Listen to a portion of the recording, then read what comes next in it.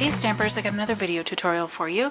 This one is coming at you from the East Coast Stampin' event. Just shortly afterwards I did a presentation there with Epsom salts, and I wanted to do a quick video tutorial just for the basic recipe on how to do this, so that people can look back on it and replicate and create their own masterpieces with this particular technique.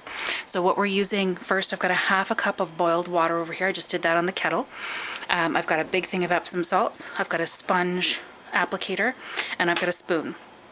So you want, best place to get these, Bulk Barn sells them, Walmart sells them. Don't get the scented ones, don't get the frilly ones that come in the beautiful little packages.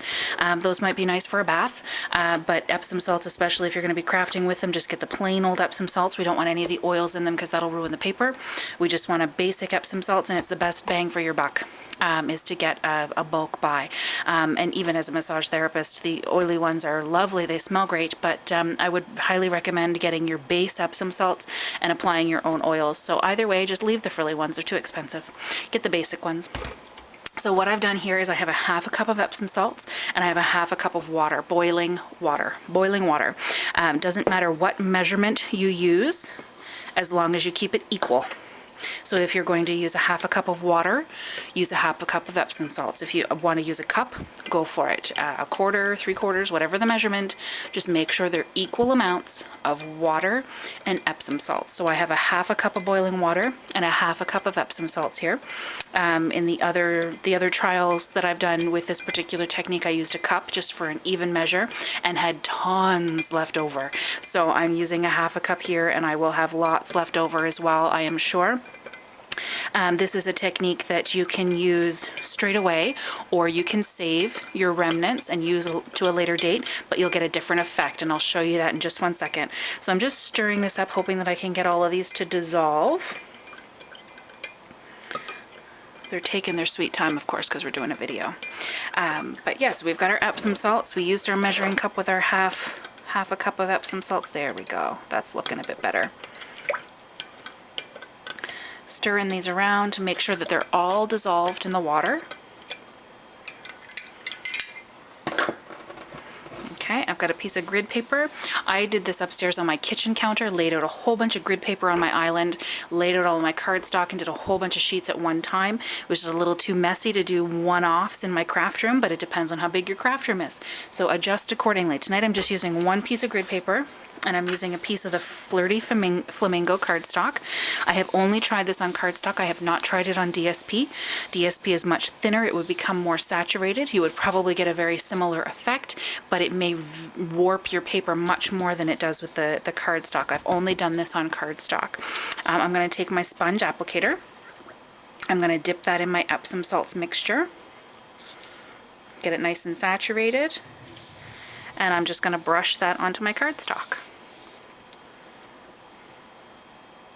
And so you can see my cardstock is already warping. You want to go edge to edge. Cover the full sheet, because once you see the way the technique ends up, you'll want a full sheet to work with. So that's it. Voila! 3 minutes into the video and we're done. What you're going to do after this is you're just going to leave this to dry. Rinse out your applicator, because that's going to get all crusty with salt, but that is the base of the technique. Equal amounts of water and Epsom salts, mix them up, and then sponge applicator them all over your cardstock that you're using. And I'm going to show you what you end up with. So using this hot boiling water and adding it to the cardstock, when it dries, you're going to end up with this technique. You're going to have a shiny, glimmery cardstock that has patterns of salt all over it. This one has a few little splotches in it. I'm not really sure why it ended up that way. Every one that I've done has dried differently, but you get this beautiful crystallized effect. And these are all the new in colors. That was the Emerald Envy, and this is the Dapper Denim. And here are some full sheets. These are the ones that I did up at the event. So again, you're going to get that crystallized effect. I'll take some close-up pictures of these. These are the ones that I did at the East Coast Stampin' event, and these turned out much more even straight across with the crystallized effect. We didn't have any circular pattern on these ones. I love the way this one looks with the Emerald Envy. And get the crystallized effect. There we go.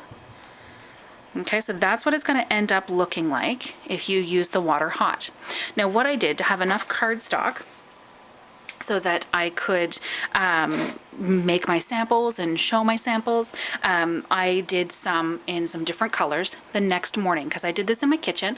I laid out all of these current in colors and got the beautiful crystallized effect, and then the next day I went back and I still had my cup of mixture, and I went back and I did a bunch of different ones. So it was cold when I went to do the technique. It was not hot, it was cold water. It was my leftovers from my first batch, and I did the older set of in colors, and I still end up with a crystallized technique, so you can see it very glimmery, but it ended up streaking a little bit. Like it isn't the crystallized pattern that this one has. It's more of a striped pattern or like a shimmer mist kind of pattern to it. So it still works. You're just going to get a totally different feel to the cardstock. There's the cucumber crush, mint macaron, and the tip top taupe. I've got a little tiny bit left of the watermelon, but a totally different look. So it's still very pretty and still a nice technique for your paper, but a totally different look to your cardstock using it cold and using it hot. Okay, so there's two different ways that you can do that. So that's the Epsom salts technique. And just remember, whatever you do, you want equal parts of water and Epsom salts. Saturate your cardstock accordingly, and away you go. You can even see this starting to dry a little bit now and starting to crystallize. So I can't wait to see how this one turns out. I hope you enjoyed the technique. I had fun doing the video. I had fun presenting at the East Coast Stampin' event. I hope all the ladies who attended had a blast as well. And here's your video tutorial so you can go home and do it on your own. Thanks a lot and happy stampin'!